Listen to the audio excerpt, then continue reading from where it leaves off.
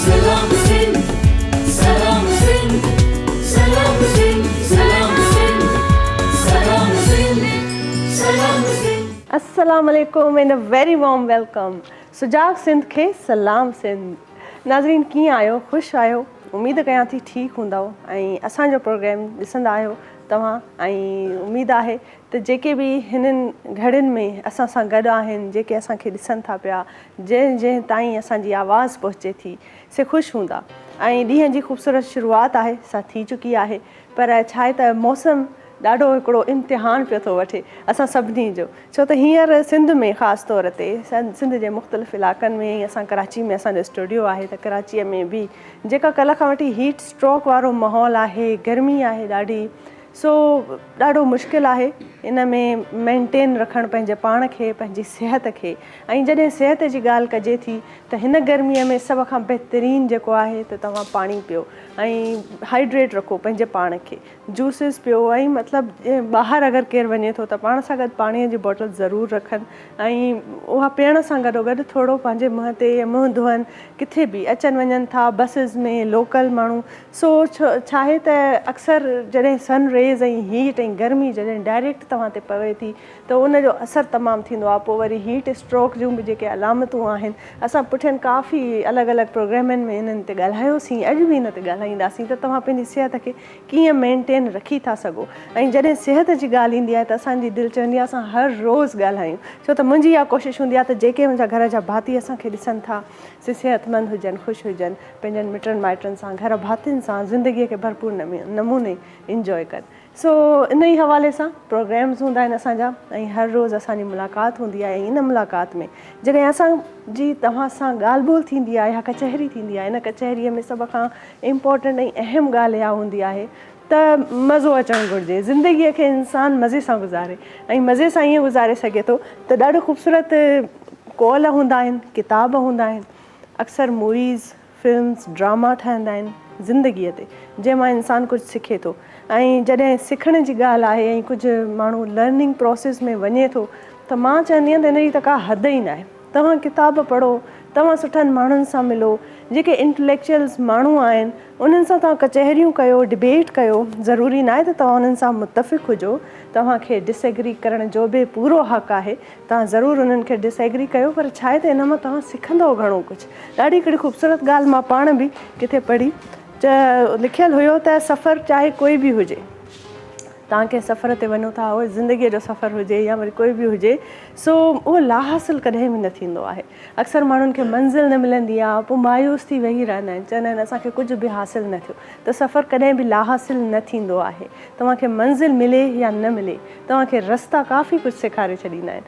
त तव्हां जॾहिं उन सफ़र जे लाइ निकिरो था, पंहिंजी ज़िंदगीअ जी जाखोड़ में जॾहिं तव्हां लॻल आहियो, त तव्हां ॾिसो त हर रोज़ु डेली बेसिस ते इन सफ़र में तव्हांखे केतिरो कुझु सिखण खां थो मिले.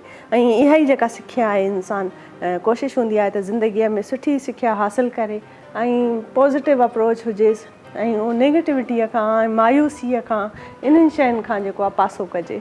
बहरहाल इहे ख़ूबसूरत ॻाल्हियूं आहिनि, इन्हनि ते ॻाल्हाइबो. ऐं तव्हां ताईं जॾहिं असां ॻाल्हाईंदा आहियूं, इहे कॉन्टेंट पहुचाईंदा आहियूं, त हिन में ताउन हूंदो आहे GFS बिल्डर्स एंड डेवलपर्स जो. GFS बिल्डर्स एंड डेवलपर्स आसान महीने जी किस्तुनि ते प्लॉट ऑफर कनि था. 35 लखनि वारो प्लॉट सिर्फ़ु 26 लखनि में था ऑफर कनि. त अगरि तव्हांखे प्लॉट वठिणो आहे त तव्हां ज़रूरु GFS बिल्डर्स एंड डेवलपर्स खे राब्तो कंदा. कॉन्टेक्ट डिटेल्स इन्हनि जूं तव्हांखे स्क्रीन ते नज़र ईंदियूं हूंदियूं. ज़रूरु कॉन्टेक्ट कयो ऐं सेटल थियो, प्लैनिंग कयो. छो त इहो दौरु आहे नाज़रीन, असां प्लैनिंग खां सवाइ नथा रही सघूं. ऐं प्लैनिंग कीअं कजे ऐं उनखे वरी कामयाबु कीअं बणाइजे, इन जूं कुझु टिप्स आहिनि. ऐं उन्हनि टिप्स ते जॾहिं असां ॻाल्हाईंदा आहियूं त मां ऐं तव्हां मिली करे काफ़ी कुझु डिस्कस कंदा आहियूं, पंहिंजा आइडियाज़. ऐं इन्हनि ई आइडियाज़ जे ॾे वठि खे चइबो आहे पंहिंजाइप जो रिश्तो. असांजो जेको पंहिंजाइप जो रिश्तो आहे सो बेमिसाल आहे. इन रिश्ते में अची था वञनि घणा माण्हू. असांजी सॼी सिंध टीवीअ जी टीम, असांजा कैमरामैन अची विया, असांजा DOP अची विया, डायरेक्टर्स अची विया, मां आहियां, ऐं वरी असांजा ॾिसंदड़ आहिनि. ऐं ॾिसंदड़ जा वरी जेके पसंदीदा आर्टिस्ट आहिनि से बादल राई साहिबु आहे. बादल राई साहिबु कहिड़ा हाल आहिनि तव्हांजा? ठीकु ठाक, तबियत ठीकु, मज़े में, गर्मीअ जो मज़ो वठो था? अच्छा, मूंखे बादल राई साहिबु अक्सर ईअं थो लॻंदो आहे, अॼुकल्ह मां ॾिसंदी आहियां न, त जीअं असां पॉपकॉर्न वठंदा आहियूं न, असांखे केॾा वणंदा आहिनि. असां मूवीज़ ॾिसणु वेंदा आहियूं ऐं सिनेमा वञूं त पॉपकॉर्न्स ॿार खाईंदा आहिनि. उहो कीअं टिड़कंदा आहिनि पिया तवे ते कराची में हाणे असांजी इहा हिन वक़्तु सिचुएशन आहे ईअं थो लॻे त हिकु तवे ते टिड़कूं था पिया हा न ॾाढी गर्मी आहे ऐं हिन गर्मीअ खे सब्र ऐं तहमुल सां ई इंसानु डील करे सघे थो बिल्कुलु सिहत जो सुठो ख़्यालु रखी सघिजे थो हिन गर्मीअ खे भला कीअं हज़म कजे ऐं कहिड़ा कहिड़ा कम कजनि जेके तव्हां जेको आहे सो हुजो हुन हवाले सां एक्टिव हुजो त उहे कीअं करे सघिजे थो बहरहाल इन ते ॻाल्हाइबो अॻिते पर जॾहिं असां तावन जी ॻाल्हि कंदा आहियूं ऐं तव्हां ताईं पहुचाईंदा आहियूं त अॼु जो प्रोग्राम खे जेको आहे सो ख़ासि तावन कर्श जामी शीरी जो बि आहे छो त गर्मियूं वधी वियूं आहिनि ऐं जॾहिं गर्मी कजे थी त गर्मीअ सां गॾोगॾु ज़ाहिर आहे जीअं मां अॻु में बि तव्हांखे ॿुधायो त पंहिंजे पाण खे हाइड्रेट रखो ऐं सिहत सुठी रखो सिहत जे लाइ छा आहे ज़रूरी कर्श जामी शीरी सभ खां बेस्ट आहे ऐं 100% ख़ालिस अर्कनि सां तयारु शुदा गुलाब ऐं संदल जे अर्कनि सां तयारु कयो वियो आहे कर्श जामी शीरी बहितरीनु शरबत ज़बरदस्त रिफ्रेशिंग लाइट इन्हनि जो अहसासु हूंदो आहे फीलिंग्स हूंदियूं आहिनि जॾहिं तव्हां इनखे पीअंदा आहियो त ईअं दिलि बि बाग बहार थी वेंदी आहे मज़ेदार रिफ्रेशिंग हिकिड़ो तव्हांजो माहौल थी वेंदो आहे मूड थी वेंदो आहे जो त तव्हांखे गर्मीअ जे तोड़ जे लाइ सभ खां बेस्ट कर्श जामी शीरी आहे सो तव्हां बि पियो पंहिंजनि ॿारनि खे बि पीआरियो ऐं ज़बरदस्त इन जा फ़ाइदा आहिनि तव्हां खीर में कर्श जामी शीरीअ खे मिलाए करे इंजॉय करे सघो था खीर पाण ख़ुदि हिकिड़ी ग़िज़ा आहे उन जा पंहिंजा काफ़ी सारा फ़ाइदा आहिनि ॿार बि पी था सघनि वॾा बि पी था सघनि सो ज़बरदस्त इन जो जेको आहे सो शरबत आहे ऐं तव्हां ज़रूरु इनखे ट्राए कयो ऐं असांजे प्रोग्राम खे बि तावन इन जो ई हुयो सो जेसि ताईं कर्श जामी शीरी असां बि ठाहियूं पियूं तव्हां बि ठाहियो तव्हांखे बि असां मौक़ो ॾींदासीं त साई था वठो साई खां पोइ कुझु माण्हुनि खे चांहि जी तलब थींदी आहे कुझु माण्हुनि खे कर्श जामी शीरीअ जी तलब थींदी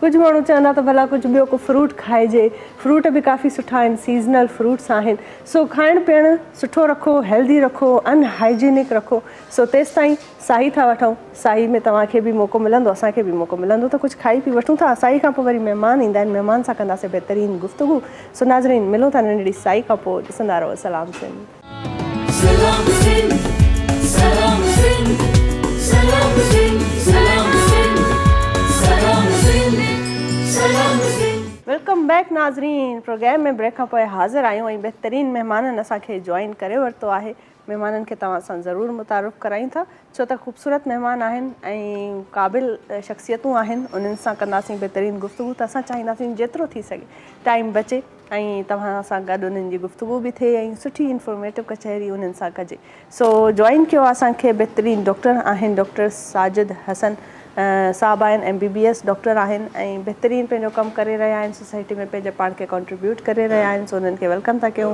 वेलकम करते हैं डॉक्टर साहब आपको हमारे शो में एक बार फिर से आप आए हैं और आपके साथ उम्मीद है कि बहुत अच्छी और बेहतरीन गुफ्तगू होगी डॉक्टर साजिद सां गॾु असांखे जॉइन कयो आहे बहितरीनु सोशल एक्टिविस्ट आहिनि जॾहिं इंसानु सोशल एक्टिविटीज़ जी ॻाल्हि कंदो आहे त अक्सर माण्हू हिनखे टेकन फॉर ग्रांटेड वठंदा आहिनि त इहा कहिड़ी ॻाल्हि आहे त सफ़ा आम ॻाल्हि आहे अॼुकल्ह हर को सोशल एक्टिविस्ट आहे पर इहो ॾाढो वॾो कमु आहे छो त हिन में तव्हांजो डायरेक्ट कनेक्शन थिए थो इंसानियत सां तव्हां कीअं कमिटेड आहियो उन्हनि अहसासनि सां माण्हुनि सां हमदर्दी रखो था ऐं पोइ उन हमदर्दीअ जे तहत अगरि तव्हां पाण पंहिंजे पाण ते का ड्यूटी लागू कयो था त हाणे अॼु खां मां पंहिंजे पाण खे हिन कम जे लाइ वक़्फ़ु करे छॾियो आहे इहा तमामु वॾी ॻाल्हि आहे नाज़रीन इहा आम ॻाल्हि न आहे ऐं हर कंहिंजे वस जी ॻाल्हि बि न आहे सो असांखे बि जॉइन कयो आहे इम्तियाज़ अली अब्बासी साहब आहिनि स्पेशलिस्ट आहिनि सोशल एक्टिविस्ट आहिनि ऐं स्पेशल चिल्ड्रन केयर वेलफेयर सोसाइटीअ जे नाले सां हिकिड़ी ऑर्गेनाइज़ेशन आहे जेका स्पेशल चिल्ड्रन जे लाइ जेके डिफरेंटली एबल आहिनि ॿार असांजा उन्हनि जे लाइ इहा हिकिड़ी ऑर्गेनाइज़ेशन आहे जेका रजिस्टर्ड आहे गवर्नमेंट ऑफ सिंध जे पारां सो बहितरीनु कमु आहे ऐं कीअं कंदा आहिनि कहिड़े तरीक़े सां स्टार्ट कयो इन्हनि इहो सॼो कमु सो इन्हनि सां ते कचहरी कबी so first of all welcome था कयूं सर तव्हांखे मलिकार कयां थो उन सां गॾोगॾु नाज़रीन असांखे जॉइन कयो आहे डॉक्टर सलवत अस्करी आहे बहितरीनु शख़्सियत आहिनि ऐं ज़बरदस्त न्यूट्रिशन आहिनि सो सिहत जे हवाले सां डाइट जे हवाले सां उन्हनि सां कचहरी कबी सो डॉक्टर सलवत अस्करी खे वेलकम था कयूं सलवत साहब कैसी हैं आप ठीक ठाक बिल्कुल हाँ बिल्कुल मजे आपको में देख के और सही हो गई हमें देख के आप और खुशगवार हो गई असल में आप अंदर से आपका मूड है ना कि आप जिसको देखती हैं आप खुश हो जाती हैं ऑरा बन जाता है एक अच्छा सा। बिल्कुल ऑरा बन जाता है। So thank you so much once again, आप हमारे शो पर आई हैं और बहुत अच्छी बातें आपके साथ हमेशा होती हैं। नाज़रीन, इंट्रो में जीअं मां अॻु में बि सिहत जे हवाले सां ज़िक्र कयो त कराचीअ जी मौसम जेका अॼुकल्ह हली रही आहे, ॾाढी हीट स्ट्रोक जा ॾींहं आहिनि। सो इन में सिहत खे कीअं मेंटेन कजे। सो सभ खां अॻु में जेको मुतासिर थींदो आहे इंसान जो खाधे पीते जी वजह सां, सो मादो आहे। त मादो ऐं डाइजेशन्स असांजो डिस्टर्ब रहंदो आहे ऐं उन जा असर असांजी सिहत ते पवंदा आहिनि अलॻि अलॻि तरीक़े सां। सो इहे कहिड़ा असर आहिनि, कहिड़ा मसइला आहिनि ऐं असां इन खे कीअं ओवरकम करे सघूं था, इन ते बि अॻिते ॻाल्हाइबो। डॉक्टर साहब असां सां गॾु आहिनि। डॉक्टर साहब खे चवंदासीं सर, डॉक्टर साहब आप ये बताएं कि जैसे आपसे पहले भी बातचीत हो रही थी और अभी सेहत के हवाले से भी हम बात कर रहे थे ना, कि अक्सर इंसान को आजकल तो क्या है कि लोग मेडिकेशन पर इतना ज़्यादा डिपेंडेंट हो गए कि भाई सर का दर्द है तो भी पेनाडोल की 2 गोलियां खा के निकल लो, पेट का दर्द है तो कोई और गोली होगी पेट के दर्द की, वो खा के निकल लो। तो कुछ भी तकलीफ़ होती है थोड़ी सी भी ना, तो इंसान मेडिसिन की तरफ चला जाता है। हालांकि हम सबको पता है कि उसके साइड इफ़ेक्ट्स कितने ज़्यादा हैं। तो मुझे आप ये बताएं, मैं ये आपसे जानना चाहती हूँ कि हमारे शो में आप हमें ख़ास डाइट के हवाले से बताएं कि हम ऑर्गेनिक चीज़ों को इस्तेमाल कर डाइट को अच्छा करके अपने आप को सेहतमंद कैसे मेंटेन कैसे रख सकते हैं, और दवाइयों से भी ज़ाहिर कोशिश की जाए कि अवॉइड ही रहे बंदा तो बेहतर है। तो आप इस हवाले से प्लीज़ क्या कहना चाहेंगे? लेकिन बात ये है कि आप ये सोचिए, जब बच्चा पेट से निकलता है और कब्र तक जाता है, खुराक और सांस के सहारे जिंदा होता है। बिल्कुल, 2 ही चीज़ें ना, खुराक लेना और सांस लेना। ये 2 चीज़ ना मिले तो बच्चा मर जाता है। बिल्कुल।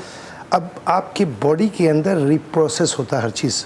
मिसाल के तौर पर आप जब गाड़ी चलाते हैं तो उसमें पेट्रोल भी चाहिए, इंजन के ऑयल भी चाहिए, सारी चीज़ें चाहिए, तो फिर गाड़ी चलती है। और उसके बाद जब पेट्रोल जब जलता है तो धुआं छोड़ती है या टॉक्सिन्स यानी हाइड्रोकार्बन निकलते हैं जो कि नुकसानदेह होते हैं। इसी तरीके से बॉडी के अंदर जब प्रोसेस होता है तो बॉडी के अंदर भी एनर्जी प्रोड्यूस हो सकता है। जो भी चीज़ें एनर्जी के बगैर कुछ नहीं चलता है। आज हम बैठे हुए लाइटें जल रही है, सब एनर्जी सोर्स है। बिल्कुल, बिल्कुल। तो बॉडी की भी एनर्जी सोर्स होती है, जिसे हम कहते हैं माइटोकॉन्ड्रिया, पावर हाउस। ये एनर्जी बनाता है। एनर्जी 2 चीज़ों से बनती है, एक ग्लूकोज, ठीक है, और दूसरा जो होता है वो ऑक्सीजन। ये मिलके एक साइकिल चलाती है और एनर्जी प्रोड्यूस करती है।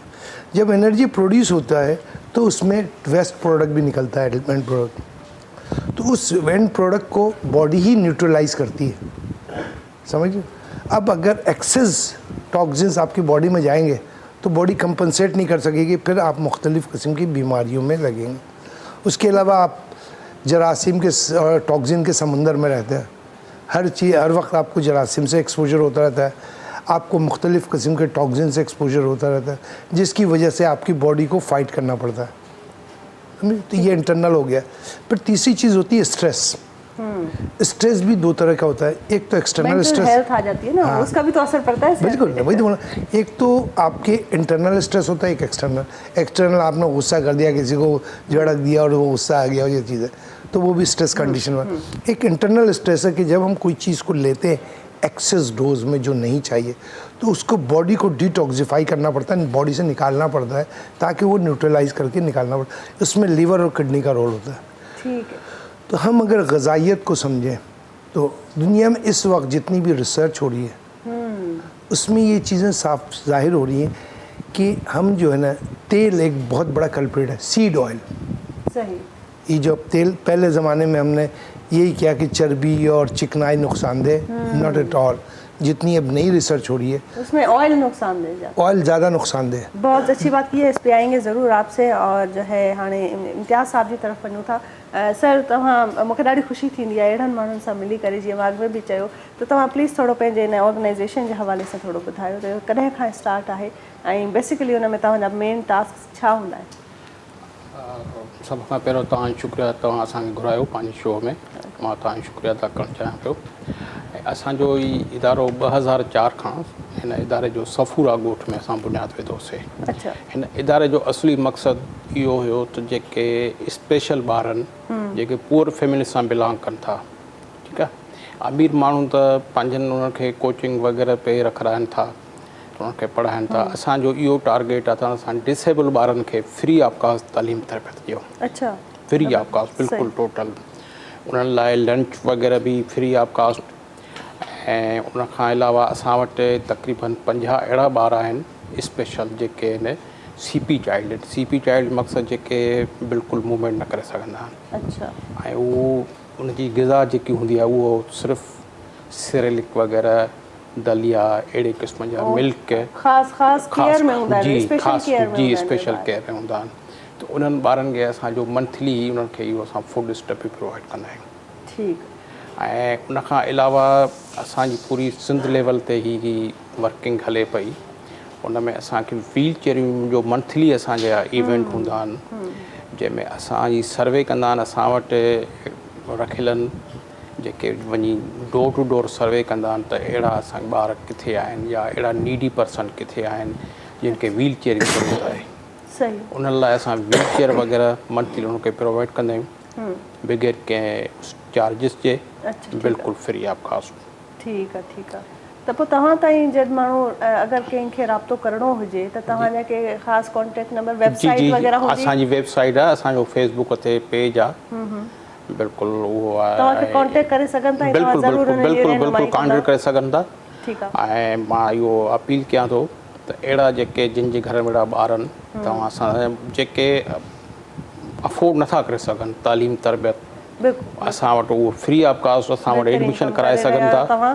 ऐं मूंखे इहो थोरो ॿुधायो त इन में तव्हांजी ज़ाहिर आहे छो त जॾहिं बि अहिड़ी ऑर्गेनाइज़ेशन इन लेवल जो कमु खपंदो आहे त सभ खां पहिरियों जेका रुकावट या पहिरियों जेको कमु हूंदो आहे जंहिं शइ जी घुर्ज हूंदी आहे फाइनेंशियल सपोर्ट हूंदी आहे। त तव्हांजी इहा कीअं आहे फाइनेंशियली? अच्छा, फाइनेंशियल असांजा कुझु मेंबरान आहिनि पंहिंजा जेके असांजी बोर्ड जा मेंबर आहिनि, कुझु उहे असांजी हेल्प कंदा आहिनि ऐं कुझु फैक्ट्री ओनर्स आहिनि उन्हनि सां वेंदा आहियूं। ठीकु आहे। उन्हनि खे सॼो असां पंहिंजो मतिलबु being as a charity fund तव्हांखे ॾींदा आहिनि ऐं तव्हां उन ते ऑर्गेनाइज़ेशन हलायो था। ज़बरदस्त, बहितरीनु, ॾाढो सुठो कमु आहे ऐं अॻिते ज़रूरु तव्हां सां इन ते ॻाल्हाइबो। ऐं डॉक्टर अस्करी जी तरफ सरवत साहबा की तरफ सरवत आप ये बताएं कि जैसे हम अक्सर बात कर रहे थे ना खुराक के हवाले से, डॉक्टर साहब ने भी बताया कि ज़ाहिर है आपका खाने पीने का डायरेक्टली असर आपके सेहत पर आता है और फिर नज़र आता है, लेकिन फिर मेंटल स्ट्रेस की बहुत अच्छी बात की डॉक्टर ने कि इंसान मेंटली जब स्ट्रेस होता है चाहे अच्छा भी खा रहा हो, बिल्कुल चाहे वो हेल्दी भी हो रहा हो, लेकिन क्योंकि कोई परेशानी है, वो डिप्रेशन में है, वो स्ट्रेस्ड है, तो वो चीज़ उसको लगती नहीं है। तो इसकी कितनी अहमियत है इंसान को और क्या करना चाहिए भला अगर किसी को है डिप्रेशन, कोई है स्ट्रेस, मुझे कोई परेशानी है, अब मैं क्या करूँ कि मैं उस चीज़ से निकल जाऊँ, क्या करना चाहिए? सबसे पहले तो उस जगह को चेंज कर देना चाहिए। जिस वक्त आपके साथ एटमॉस्फेयर को चेंज करना चाहिए। एनवायरमेंटल फैक्टर बहुत बड़ा होता है इसमें कि आपका जो ख़ास ऑरा होता है कुछ अच्छे लोगों का, उधर उस वक्त जाके बैठना चाहिए। आपको जो लगे कि आपको इस वक्त मॉरली सपोर्ट कहाँ से मिलेगी, मतलब इस तरह से दिमाग की जो सुकून है वो किस जगह से मिलेगा। बहुत सारे लोग अपने बेस्ट फ्रेंड को फ़ौरन कॉल कर देते हैं। बिल्कुल बिल्कुल। लेकिन ये सब चीज़ें मैं ये समझती हूँ कि अब अवेयर हो रहे हैं पेरेंट्स कि पेरेंट्स को इस चीज़ की सबसे ज़्यादा नो हाउ होना चाहिए। अगर कोई टीनेजर्स हैं वो सबसे ज़्यादा कॉम्प्लिकेटेड केसेस में आ जाता है, वो इसलिए कि वो मेंटली बहुत बिल्कुल बच्चा जज्बाती उसको नहीं पता होता और उस वक्त वो बागी भी हो रहा होता है और उस वक्त उस वक्त वो इनसिक्योर बहुत फील करता है। ख़ास तौर पे जुवेनाइल पीरियड जो होता है बच्चों का, उस टाइम पे आप अगर बच्चे को जितना भी टाइम, आपके पास बिल्कुल टाइम नहीं है लेकिन 10 मिनट्स, सिर्फ 10 मिनट आप अपने बच्चे को गले से लगा के बैठ के, या मेरे पास बैठ जा, थोड़ा सा मेरा प्यारा बेटा क्या कर रहा था, क्या प्रॉब्लम है, कोई प्रॉब्लम तो नहीं है, मामा को नहीं बताओगे, इस तरह करके अगर आप थोड़ा सा भी हाथ फेर के बात करेंगे ना, आप यकीन करें कि बच्चे को इतनी सिक्योरिटी मिलती है कि वो 1 मिनट के लिए सब भूल जाता है कि मुझे क्या प्रॉब्लम, तो उस वक्त रिलीज़ होता है। जो आपका जो डिप्रेशन है ना वो उस वक्त आपका फौरन रिलीज होता है। कोई बड़ा, अगर चलो माँ बाप अल्लाह ना करे नहीं है तो कोई बड़ा देखे, उन बच्चों को बहुत ज़्यादा उस वक्त साइकोलॉजिकल उनको जो है ना वो ट्रीट करना चाहिए सबसे पहले। तो ये सबसे ज़्यादा ज़रूरी है, बेसिक तो मैं समझती हूँ कि यही है कि आपको। बहुत अच्छी बात आपने की है और यह बात है वाकई में आपने बहुत अच्छी बात की है कि जैसे आपने बोला कोई बड़ा हो, उससे मेरे जहन में एक ये बात भी आई है कि अक्सर सिबलिंग्स होते हैं, ज़ाहिर है माँ बाप अक्सर ऐसे लोग हैं जिनके माँ बाप नहीं है, तो उनके बड़े भाई बहन जो होते हैं वो माँ बाप का किरदार अदा करते हैं। और मैंने अक्सर देखा है कि वो अपनी फैमिलियों में, बीवियों में, बच्चों में इतने बिजी हो जाते हैं कि फिर वो बिल्कुल ताल्लुक़ हो जाते हैं। और बड़ा अफसोस होता है जब ऐसे खून के रिश्ते, सिबलिंग्स जो होते हैं वो फिर साथ नहीं दे पाते एक दूसरे को। और सबसे ज़रूरी बात बताऊंगी कि कभी आप बच्चे को अकेला कमरा ना दें, टीनेजर्स को बिल्कुल ना दें। आप हमेशा उनको ऐसी जगह पे आजकल तो वो डॉक्टर साहब नीड है भाई, ना भी हो तो बच्चे नहीं, तो ये डिमांड गलत करते है, हैं। आप लोग गलत करते हैं, बिल्कुल नहीं होना अच्छा, चाहिए। अच्छा। ये चीज़ तो है ही नहीं। आप प्रोवाइड करें हर चीज़ उस कमरे में उसके, लेकिन उसको कमरे में ना लॉक करने का आप कभी नहीं रखें। बच्चे को लॉक नहीं करना है, लॉक नहीं करना है। और टाइम टू टाइम आप बच्चे को जाके चेकअप करते रहें, हर वक्त चेक करें कि बच्चा क्या कर रहा है। ऐसे ही बैठ गए, चाय पी ली उनके साथ, उनको इंटरेक्शन उनके पास होना चाहिए। अगर आपने बच्चों को सारी चीज़ें प्रोवाइड कर दी हैं, आपने स्मार्टफोन उन्हें दे दिया, आपने उन्हें कमरा दे दिया, तो फिर आप समझ लें कि आपने उन्हें बुराइयाँ सारी दे दी।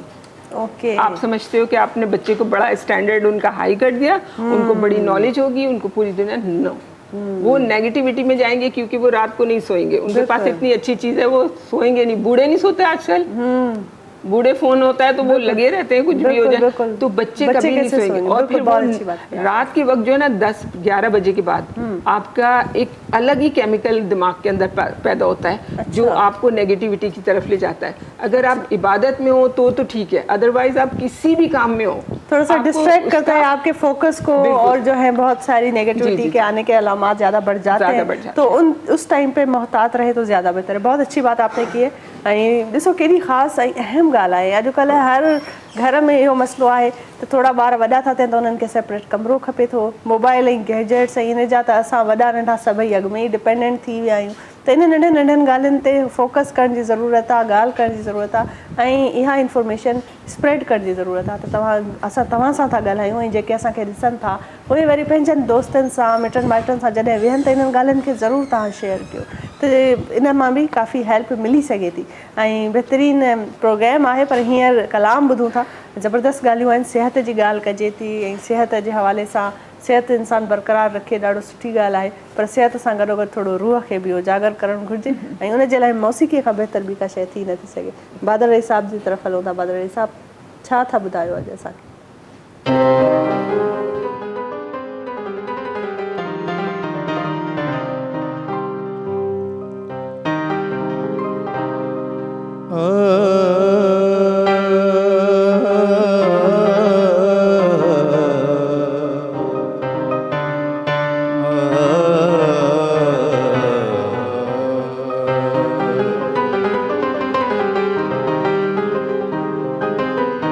कक्कर मंझिक पार, कक्कर मंझिक पार, झुड़नेणो ई न लहे,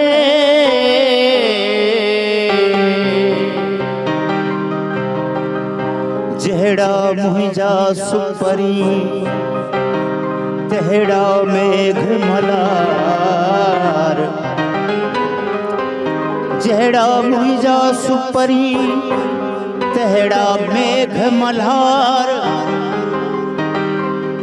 खण अखियों खिल यार, त वञन सूर संधा करे।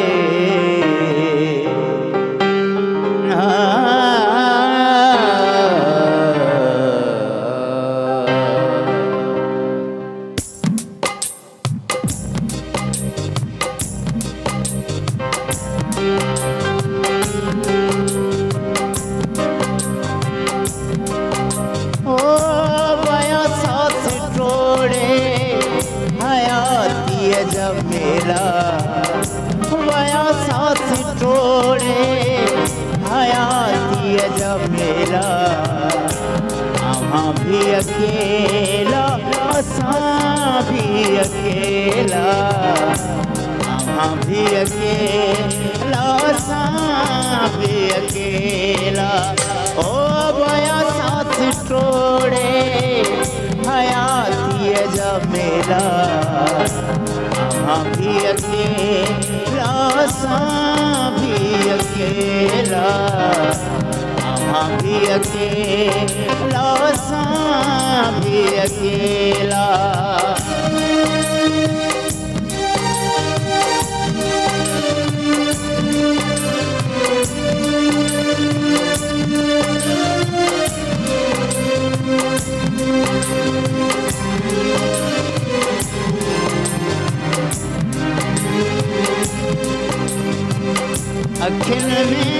वेठो अज़ाबन जो माज़ी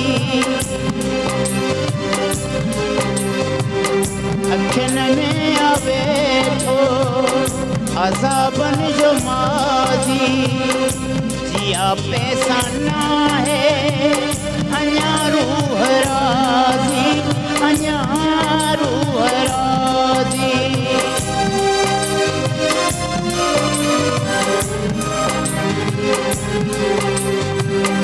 अखिन में वेठो अज़ाबन जो माज़ी जिया पैसा ना है अञा रूह राज़ी अञा रूह राज़ी ओ वरी वक्त बेहतर दिना वेह जा वेला असां भी अकेला असां भी अकेला असां भी अकेला असां भी अकेला ओ वया साथ तोड़े हयाती जा मेला असां भी अकेला असां भी अकेला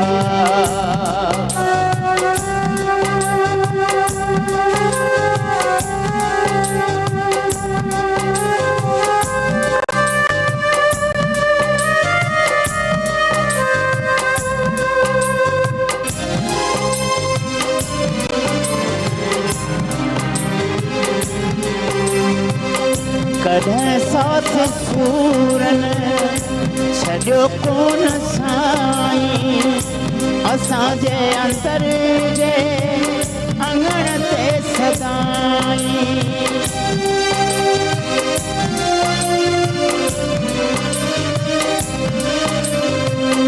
कॾहिं साथ सूरन छॾियो कोन साईं असांजे अंदर जे अंगण ते सदाईं ओ सवें दर्द आया सवें दर्द आया अवेला सवेला अवां भी अकेला असां भी अकेला अवां भी अकेला असां भी अकेला ओ वया साथ तोड़े हयाती जा मेला अवां भी अकेला असां भी अकेला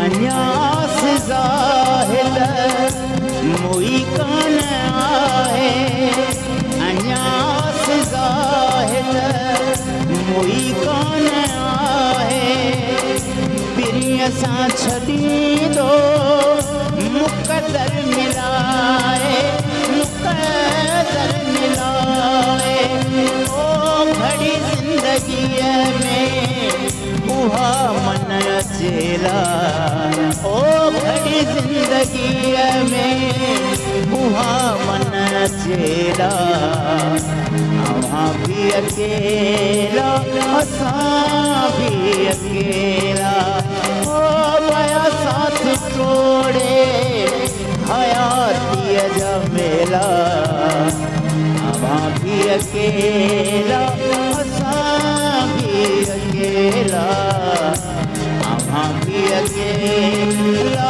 असां भी अकेला वाह वाह वाह जबरदस्त जबरदस्त बेहतरीन कलाम जबरदस्त शायरी बहुत जबरदस्त है इनकी बड़ी एनर्जेटिक आवाज़ है बिल्कुल आवाज़ बहुत अच्छी है और इन ई आवाज़ जा जेके मर्दो आहिनि सॼी सिंध आहे काफ़ी परस्तार आहिनि से पर नाज़रीन साई जो वक़्तु आहे साई था वठूं प्रोग्राम में ऐं साई खां पोइ वरी इन्हनि ई ॻाल्हियुनि जे सिलसिले खे जारी रखंदासीं। वञो था नंढड़ी साई खां। Salam Sindh, Salam Sindh, Salam Sindh, Salam Sindh, Salam Sindh, Salam Sindh. Welcome back नाज़रीन। ब्रेक खां पोइ हाज़िर आहियूं ऐं ज़बरदस्त प्रोग्राम आहे ऐं बहितरीनु कलाम हुयोसीं ॿुधोसीं बादल रई साहब जो ऐं ज़बरदस्त महिमान आहिनि ऐं इम्तियाज़ साहब असां सां गॾु मौजूदु आहिनि जेको कमु करे रहिया आहिनि मां सम्झंदी आहियां कमेंडेबल आहे। ऐं सर मां थोरो चाहींदसि त तव्हां पंहिंजे कम जे हवाले सां ॿुधायो त जेके ॿार तव्हां वटि ईंदा आहिनि तव्हां चओ त थोरा डिसेबल्ड आहिनि ऐं डिसेबल खां बहितर आहे मां चवंदमि डिफरेंटली एबल्ड आहिनि त उन्हनि जी उहे कहिड़े उन्हनि खे छा हूंदा आहिनि मतिलबु कीअं डिसेबल हूंदा आहिनि ऐं उन्हनि जी वजह छा आहे डिसेबिलिटीअ जी या टोटल अंग हाणे इहो बि ॿुधायो त केतिरो आहे हींअर तव्हां वटि एतिरनि ॿारनि जी रजिस्ट्रेशन आहे टोटल केतिरा ॿार आहिनि तव्हां वटि ऐं इहा ऑर्गेनाइज़ेशन तव्हां कीअं था कमु कयो? हीअ असां वटि तक़रीबन टोटल त सम्झो कि 7 जे तादाद में ॿार आहिनि। अच्छा। असांजो असली असां वटि फंड्स एतिरा न आहिनि जो असां उन्हनि खे अवेल करे सघूं। ठीकु आहे। हाणे हिकु सभ खां पहिरीं जेके फैमिली मैटर हूंदो आहे स्पेशल ॿार जेके पैदाइश हूंदी आहे हिननि जी इन्हनि में फैमिली मैटर्स बि हूंदो आहे त जेको आहे सो फ़र्ज़ु हो जेकॾहिं फैमिलीअ में अहिड़ा डिसेबल ॿार आहिनि त हिकु घर में 3 4 ॿार आहिनि। वजह छा थींदी आहे तव्हांखे थोरो आइडिया आहे? वजह इहा आहे त जीअं मैडम ॿुधायो त ॿार अकेलो कमरे में न छॾियो, ठीकु आहे, उन जे करे बि थींदी आहे त उन्हनि खे कंहिं अहिड़े क़िस्म जो को माना हिकिड़ो शिरक भरींदा आहिनि, ठीकु आहे, उहा वजह बि आहे। ॿियो फैमिली जीअं मां तव्हांखे ॿुधायो जंहिंमें फैमिली में जेनेटिकली हा फैमिली जे करे माना पाण में जेके रिश्ता थियनि था उन जे करे बि जेको आहे अहिड़े ॿारनि खे डिसेबिलिटी माना अच्छा थिए थी। त पोइ इहो मुमकिन आहे त ॿारु पैदा सेहतमंद थियो आहे उन खां पोइ वरी हालात जी वजह सां कंहिं तरीक़े सां उन्हनि में इहो आहे त कोई बुखार जे सूरत में थी वेंदो आहे, ठीकु आहे, उनखे अहिड़ो बुखार थी वियो, टाइफाइड थी वियो, ठीकु आहे, उनजे थ्रू बि उहो ॿारु पोइ माना बिगड़ी वेंदो आहे। के ॿार प्री यानी बर्थ यानी पैदाइश खां पहिरां जे करे उहो जेको आहे सो पैदाइशी थियनि था उन्हनि में बि क्योंकि उनखे ऑक्सीजन न मिलण जे करे उन्हनि जे ब्रेन ते दिमाग़ ते उन ते असरु थींदो आहे। इहा बि इन जी वजह आहे। ऐं अक्सर वरी मां ॾिसंदी आहियां ॾाढो बदकिस्मत आहे असांजी सोसाइटीअ जो हिकिड़ो अलमियो त जॾहिं बि अहिड़ो कुझु थींदो आहे त हाणे ज़ाहिर आहे औलाद अगरि डिसेबल पैदा थिए थी त ज़ाहिर आहे माउ पीउ ॿिन्हिनि जी औलाद आहिनि पर अक्सर ईअं हूंदो आहे त इन ते घर टुटी पवंदा आहिनि, तलाक़ूं थी वेंदियूं आहिनि ऐं पोइ उहे ॿार अची वेंदा आहिनि माउ जे पासे। हाणे उहो माउ जी ज़िमेदारी आहे, न्याणीअ जी ज़िमेदारी आहे त उहा उनखे संभाले। हालांकि एॾो ज़ाहिर आहे उन ॿार जी केयर करणु आम हिकिड़े सिहतमंद ॿार जे मुक़ाबले में घणी ॾुखी आहे त पर असां वटि हिकिड़ी जाहिलियत आहे छा चइजे जो इन बेसिस ते मां छोकिरियुनि खे घर मां कढियो वेंदो आहे ऐं पोइ उन्हनि जी ज़िंदगी अञा वधीक ॾुखी थी वेंदी आहे। ॾिसो न हिकिड़ो ॿारु वीचारो डिसेबल थिए थो उनजी त कसूर न आहे न, उन ॿार जो उनजे माउ जो बि कसूर न आहे, ठीकु आहे, कंहिंजो बि न आहे। हा इन में जेको आहे सो ज़्यादातर जेको आहे सो असां मोस्टली इहो ॾिसूं पिया त पीउ पंहिंजे औलाद खे छॾे हले थो वञे, असांजे केसिस अचनि पिया, अच्छा, ठीकु आहे। हाणे मां हिकिड़ी वीचारी एॾी नंढड़ी आहे एतिरी ख़ूबसूरत आहे, हाणे उनजी डिसेबिलिटी जी हुजण जे करे उनखे पंहिंजो पीउ छॾे वियो आहे, ठीकु आहे, हाणे हुनजी माउ जो बि इंतकाल थी वियो, उनखे हाणे नानी जेको आहे संभाले पई। अच्छा त उहो असां वटि पहुतो केस असांखे ॿुधायूं त असां वटि हे मसइलो आहे। असां पेम्पर बि ॿार डेली पेम्पर चेंज कंदा आहिनि, ॾींहं में 2 पेम्पर चेंज कंदा आहिनि त कम से कम 1500 जो पेम्परनि तमामु बिल्कुलु अफोर्ड करणु इन्हनि माण्हुनि लाइ तमामु ॾुखियो आहे, तमामु ॾुखियो आहे। उन सां गॾोगॾु ही अनाज कोन खाइनि पिया, ठीकु आहे, हिननि खे अहिड़ो मिल्क वग़ैरह ॾिनो वेंदो आहे जंहिंमें हिननि खे जिस्म में एनर्जी अचे त हू थोरी घणी पंहिंजी मूवमेंट करे सघनि। इन्हनि माण्हुनि लाइ हाणे ॾिसो न हिकिड़ी माई आहे जेकी नानी आहे कंहिंजी बि फ़र्ज़ु कयो ॿार पीउ मां छॾे थो वञे त उहा कीअं अफोर्ड कंदी। असां अहिड़नि ॿारनि लाइ बिल्कुलु इहो असांजो हिकिड़ो क़दम खयों आहे त अहिड़नि ॿारनि खे असां मंथली इहे शयूं ॾिनियूं वञनि जीअं ही बि असांजे यानी की थोरी घणी हिननि खे जेको आहे सो। ऐं हिकिड़ी ॿी बि ॾाढी सुठी तव्हां ऑफ द रिकॉर्ड ॻाल्हि कई मूंखे, मां चाहींदसि त तव्हां ज़रूरु असांजे नाज़रीन सां शेयर कयो त तव्हां वरी अहिड़नि घरनि में अहिड़नि माइरुनि खे सपोर्ट करण जे लाइ बि जिन जा हस्बैंड्स उन्हनि खे छॾे विया आहिनि इन वजह सां त उन्हनि जा ॿार डिसेबल पैदा थिया आहिनि, तव्हां उन्हनि खे फाइनेंशियली सपोर्ट करण जे लाइ बि काफ़ी कुझु कयो था ऐं सिलाई मशीन वग़ैरह अहिड़ो उन्हनि खे ॾियो था। असां उन्हनि खे जेकॾहिं राशन फ़र्ज़ु को राशन ॾींदासीं त राशन हुननि जो 10-15 ॾींहं में ख़तमु थी वेंदो। वो हल ना आहे, मुस्तकिल हल ना आहे। हल न आहे। बिल्कुलु, मां एतिरियूं बिल्कुलु। लेडीज़ बि अची चुकियूं आहिनि जेके चवंदियूं त तव्हां असांखे मंथली राशन ॾियो। ठीक। माना कि तव्हां राशन तव्हांखे असां जेके ॾींदासीं त उहो तव्हां लाइ हल न आहे। नेट केतिरो हलंदो उहो बि। केतिरो हलंदो। हाँ, तव्हां अहिड़ो कमु कयो जंहिंमें तव्हांखे मंथली इनकम थिए। बिल्कुलु त ज़बरदस्त। हुननि खे असां सिलाई मशीन ॾींदा आहियूं उनजे मदरनि खे, सिर्फ़ु स्पेशल ॿारनि जे मदरनि खे, ॿियनि खे न। ठीकु आहे, ठीकु हा, आहे, छो त जेके असां ज़ाहिर वटि आहे जिनखे एतिरा needed आहे। केसिस आहिनि हाँ, जो बिल्कुलु। सर्वे खां पोइ असां सोशल मीडिया जे थ्रू असांजी सर्वे थींदी आहे, उन में एतिरा असां वटि केस अची चुका आहिनि जो तव्हां असांजो अंदाज़ो नथा लॻाए सघूं त हिते बि स्पेशल ॿारनि जी एतिरी जेको आहे सो आहे। कराची जे अंदरि बि ज़्यादा स्पेशल ॿार आहिनि, पोइ उन्हनि खे असां सिलाई मशीन प्रोवाइड कंदा आहियूं। ठीकु। त बाबा ही सिलाई मशीन आहे, तव्हां पंहिंजी सिलाई करे तव्हां पंहिंजे बचड़नि जो जेको आहे सो बहितरीन, या त ॾाढी सुठी ॻाल्हि आहे त तव्हां हुनखे बजाए हिनजे जो कंहिं न कंहिं जा मोहताज बणायो, उन्हनि खे सपोर्ट था कयो त उहे इंडिपेंडेंट थियनि। ॾाढो हिकिड़ो सुठो अमल आहे। ऐं इहो जेको आहे सो जंहिं तरीक़े सां कमु कनि था त न सिर्फ़ु मां सम्झंदसि त उन्हनि स्पेशल ॿारनि जे लाइ इहे कमु था कनि, पर उन सां वाबस्ता उहे जेके माइरूं आहिनि या जेको मेन काइंड आहे, इंसानियत आहे, इंसानियत ते वॾो कंट्रीब्यूशन आहे उहो साईं जन जो। सो बहितरीनु इन्हनि जी जेका ऑर्गेनाइज़ेशन आहे ऐं ॾाढो सुठो कमु था कनि पिया। एंड डॉक्टर साहब की तरफ ईंदासीं। डॉक्टर साजिद, आपने पहले बताया कि इंसान ज़ाहिर खुराक के ज़रिए सेहतमंद होता है, क्योंकि सेहत का देखें कि कितने साइड इफ़ेक्ट्स भी हो सकते हैं। जैसे डॉक्टर साहब ने बताया कि बच्चा पैदा सेहतमंद होता है, लेकिन उसके बाद थोड़ी सी नेगलेक्ट हो जाता है। नेग्लिजेंस है, क्या है, माँ बाप की लापरवाही कह सकते हैं इसमें, या फिर अक्सर ऐसा होता है कि हमारे यहाँ तो अब तो ये भी हो जाता है कि डॉक्टर के पास गए और उनको समझ नहीं आई बीमारी, और गलत दवाइयों की वजह से, साइड इफ़ेक्ट्स की वजह से फिर बच्चे को कोई दूसरा असर हो गया और फिर वो पूरी ज़िंदगी उसकी सफ़र हो जाती है इस चीज़ में। तो दवाइयों का इतना असर जब है तो हम खुराक के ज़रिए, आप हमें ज़रा बताएं कि आपने पहले बताया कि खुराक के ज़रिए किया जा सकता है, लेकिन आप थोड़ा डिटेल में बताएं कि बेसिकली क्या खुराक लेनी चाहिए, किस तरीके से अगर होना चाहिए कि हम सेहतमंद देखिए, रहें। बात ये है कि हमें समझने की ज़रूरत है। पहले आप गांव में होती थी, नेचुरल एग्रीकल्चर होता था, गाय के खाद वगैरह से आप ग्रो करते, वो ऑर्गेनिक फॉर्म में होता था। ऑर्गेनिक फॉर्म में फ़ायदा ये है कि rich of mineral and vitamin होता है। अब पहले होता था एक पाव चीज़ में अगर मिसाल के तौर पर मैक्सिमम विटामिन और मिनरल मिल रहा है, अब वो आधा किलो में भी वो नहीं मिलता। तो बॉडी की रिक्वायरमेंट हमें समझने की ज़रूरत है कि खुराक और ग़िज़ाइयत क्या चीज़ होती है। खुराक वट एवर वी आर टेकिंग, जो भी हम ले रहे हैं वो खुराक है, ठीक है, लेकिन ग़िज़ाइयत वो the demand of the body. अच्छा, बॉडी को चलने के लिए क्या क्या विटामिन और मिनरल की ज़रूरत है, ठीक क्या चीज़ है, वो असल क्या चीज़ तो है। अब जैसे बच्चा पैदा होता है, शुरुआत से शुरू करते हैं ना, अब जाहिर है वो उस वक्त तो उसको खाना अच्छा खाना है कि उसको सेहत करनी है, उसकी बोन्स उसको स्ट्रॉन्ग करनी है, दूध उसको पीना है। तो 1, 2 साल, 3 साल, 5 साल की उम्र के जो बच्चे होते हैं, जब उनकी स्कूलिंग भी स्टार्ट हुई भी होती है, अब उनको डॉक्टर्स कहते हैं कि भाई आप इनको सब खिलाए पिलाएं, लेकिन आजकल इस उम्र के बच्चे कुछ खाते पीते नहीं हैं, इवन फ्रूट्स भी उनको पसंद नहीं होते। तो अब आ जाते हैं सेरेलेक्स पे आ गए, प्रोसेस्ड फ्रूट्स आ गए, चिप्स आ गए, बिस्किट आ गए। तो क्या किया जाए, क्या किया जाए कि उनकी खुराक चीज़ क्या होता है, मैं एक बात बताऊं। हमारे घर में हमारे बच्चे पैदा हुए हैं, हमने जो सिखाया, उर्दू सिखाया तो उर्दू बोलने लगे, जो लैंग्वेज सिखाएंगे वही बोलेंगे, ठीक है। जिस तरह का हम खुराक खिलाएंगे वही खाएंगे। वो चाइनीज़ खुराक देंगे, आप खाएंगे, नहीं खाएंगे, नहीं मुझे अच्छा नहीं लग रहा। क्यों? यू हैव ट्रेन्ड देम, आपने अपने बच्चे को वो किया हुआ। तो आखिर क्या वजह है कि बच्चे उस तरफ डेविएट करें? बिकॉज माँ बाप सुबह उठे, चलो भाई बैग लो, चिप्स की एक बोतल, कोक की एक बोतल ले लाई, बैग में रखा और चले गए। बस मेहनत है, मेहनत करें तो बच्चे पे आदत डल प्रोसेस फूड, ठीक है, मैंने बोला था ना, एक तो ऑयल का बताया था, दूसरा शुगर वगैरह का बताया।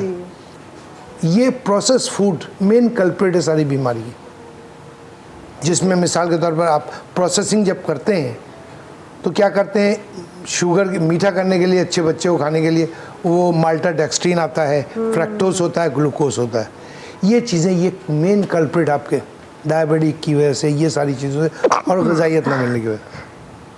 अगर आप मिनरल्स और विटामिन प्रॉपर दिया जाए तो मैं नहीं समझता हूँ कि ये हो। आप रॉ फॉर्म में चीज़ें दें, फल खिलाएं, आदत डालें शुरू से, उनके सामने रखे ही नहीं पैकेट वाली चीज़ें। प्रोवाइड ही ना करें ना, क्यों प्रोवाइड? आप अपनी आसानी के लिए बच्चे का बड़ा घर कर रहे हैं। बिल्कुल, बहुत you are the main culprit. सही। ये नहीं है, बच्चे नहीं है। बच्चों को जो आप दिखाएंगे, कॉपी सादी होती है, जो लिखेंगे ना वही लिखा जाएगा। सही सही सही। वो आपके ऊपर है कि आप उसको कैसे कहते हैं। बहुत अच्छी बात। जी, आप क्या कहना मैं कह रही हूँ, अब आप फूड स्टफ की बात ना करें, आप मेडिसिन की बात ना करें, आप पेरेंट्स की बात करें बस। मेन कल्प्रेट जो है ना, वो पेरेंट्स को शुरू से जिस तरह की आप ग्रोथ देंगे बच्चों को, बिल्कुल वैसा ही होगी। ये बिल्कुल ऑथेंटिक बात मैं कह रही हूँ। इसमें आपको बहुत ज़्यादा ज़रूरत है। मैं मानती हूँ कि बहुत ज़्यादा मीडिया, सोशल मीडिया, ये सारी चीज़ें आपको टाइम टू टाइम हर वक्त बच्चा देखता रहता है, तो वो खाने जो दिखाए जाते हैं ना, जो उनकी ऐड होते हैं ना, वो चीज़ जो है ना वो बहुत मैटर करती है। यकीन करें कि आप जितना ये दिखाएंगे ना, उतना ही उनको डिज़ायर होती है। एपेटाइजर एक तरह का ये है। ये एक माफिया है। अब आप जानते हो सब, लेकिन मैं ये कहती हूँ कि दुनिया का कुछ भी हो, आपका माहौल जो आपके घर से बनता है, आपकी हर चीज़ आपके घर से बनती है। बेसिक आपका उस्ताद या फिर आप दोनों है ना कल्प्रिट, उन दोनों को इस चीज़ को बिल्कुल निगलेक्ट करना चाहिए, बिल्कुल छोड़ देना चाहिए। आप यकीन करें, कोई प्रॉब्लम नहीं है। बहुत सारे घर मैंने ऐसे देखे जिनको एजुकेट किया है और उन्होंने विद इन अ मंथ अपने घर से हर चीज़ आउट कर दिया। ठीक है। मैं क्या थोड़ी सी काउंसलिंग हो सकती है, और बच्चा बहुत समझदार होते हैं। आप उनके साथ बैठे हो कि बेटा देखिए ये मसले हो रहे हैं, तो हम ये सोच रहे हैं कि हम अब ये कर लेते हैं। और बच्चों के लिए आप माँ बाप पे ना थोपें, सिर्फ माँ बाप पे ना थोपें। आप ये कहते हैं कि बच्चा कमरे में बैठा हुआ है तो हम जाएंगे नहीं, बच्चे का है, बच्चे अलग, बड़े अलग, बड़ों का क्या काम बच्चों में, ये सब चीज़ें आप छोड़ दें। अब आप मीडिया पे बैठे हुए हैं और आपके हाथ में सेलफोन ऐसा है कि जिसमें दुनिया की हर गंदगी उसमें मौजूद है, तो आप कहते हो बच्चे बड़े के पास ना बैठे। What is this nonsense? नहीं होना चाहिए। और दूसरी बात, जो सबसे अच्छी बात, अहम बात है जिस पे मैं बात करना चाहूँगी कि मीट जो है, रेड मीट खास तौर पर बच्चे तो बिल्कुल भी नहीं खाते। अगर थोड़ा बहुत, और सब्जियाँ, तो क्या इस चीज़ का क्या डायरेक्ट असर है? और अगर वो नहीं खिलाएंगे तो फिर क्या उनमें कमी रह जाएगी? चेंज कर दिया ना आपने, उसको देते हैं, आप सारे मीट दे रहे हैं। आप उसे बर्गर में वो भी होता है, चिकन भी होती है, वो उसका भी होता है, मटन, उसका बीफ का भी होता है, लेकिन आपने उसका टेस्ट को ऐसा डेवलप किया है ना कि वो टेस्ट आपने बच्चे को 3 साल की उम्र में तो आप स्कूल भेज देते हैं बच्चे को, जो कि मैं कहती हूँ बिल्कुल नहीं भेजना चाहिए, बिल्कुल नहीं भेजना चाहिए। 3 साल की उम्र में तो बच्चे की जीन के अंदर सब कुछ डेवलप हो रहा होता है। वो माँ उसको जो एजुकेट करती है ना, 5 साल की उम्र तक लेके वो बच्चे को कंप्लीटली उसको फीड कर देती है। अच्छा, क्या अच्छा है, क्या बुरा है, क्या खुदा है, क्या। लेकिन अब तो यहाँ पे तो डॉक्टर साहबा कंपटीशन हो गया है। अच्छे अच्छे बड़े स्कूल जो है, प्राइवेट स्कूल जो है, अब तो 3 के बाद एडमिशन नहीं रहते कि हमारे पास पता है, ये कॉम्प्लेक्सेस, अब तो ये बिजनेस हो गया है बड़ा। अब बच्चा जाए, पेरेंट्स बेचारे जाएं भी तो कहाँ, वो उसमें मारे जाते हैं कि उसका इतने बड़े स्कूल में बच्चा जा रहा है तो अब मेरा बच्चा भी चला जाए, चाहे वो 2.5 साल का ही क्यों ना हो। ये कॉम्प्लेक्सेस है, बिल्कुल ये पेरेंट्स की कॉम्प्लेक्सेस हैं कि हमारा स्टैंडर्ड हाई होगा। आपका 400-500 गज पे घर, स्टैंडर्ड का क्राइटेरिया एक होता है, हमने अपने अंदर एज्यूम कर लिया एक चीज। अच्छा, ये इस बात पे मैं सर से पूछना चाहूँगी। सर, ये आप बताएं, आपके पास तो डिसेबल 12 भी तव्हां वटि डिसेबल ॾाढा हूंदा आहिनि, उन में तव्हां ॾिसंदा हूंदव त ज़ाहिर आहे कुझु अहिड़ा पेरेंट्स आहिनि जिन जा अगरि 3 ॿार आहिनि त हिकिड़ो डिसेबल आहे पर ॿिया 2 उन्हनि जा नॉर्मल आहिनि, त उन्हनि खे त पोइ सभिनी खे ॾिसणो पवंदो आहे। त इहो ॾाढी ॿार जी मेंटल हेल्थ में इहा शइ केॾी ज़रूरी आहे त जेको तव्हां 3 सालनि में ई ॿार खे एडमिट करे था वठो, स्कूल था मोकिलियो, या 2.5 सालनि में, त ॿाहिरि वेस्ट में त 5 सालनि ताईं ॿारु किथे बि न वेंदो आहे, उहो घर में हूंदो आहे। त पोइ इन जो छा उन जे ज़हन ते असरु थो पए? मैडम जीअं चयो त 3 साल जे ॿार वाक़ई हुननि जो ज़हन उन तरफ़ न आहे, हुनखे थोरी रिलेक्शन बि मिलणु घुरिजे। मां चवां थो ॿारु 5 सालनि जो थिए त पोइ हुनखे जेको आहे स्कूल में मोकिलणु घुरिजे। सही सही। तेसिताईं मतिलबु हुनखे तव्हां पाण वटि रखो, माउ सां हुजे, जेकी माउ पीउ जी तरबियत हूंदी आहे उहा स्कूल खां वधीक बहितर आहे। बिल्कुलु, उतां ॿारु शुरू में उहा शइ पिक कंदो, सही तरीक़े सां पिक करे सघे थो। ये ॾाढी सुठी ॻाल्हि आहे। इन शइ जो मतिलबु तव्हां चओ था त डायरेक्टली इन जो मेंटल हेल्थ ते असरु पए थो। माना शुरू में बाय बर्थ जेको ॿारु पंहिंजे पीउ मां सिखी सघे थो न, उहो ॿिए हंधा नथो सिखे। मेन जेको आहे टीचर आहे, उनजो वालदेन आहिनि। जीअं मैडम चयो, वालदेन पेरेंट्स उन्हनि खे ध्यानु ॾिनो वञे त इहो हिकिड़ो बहितरीनु।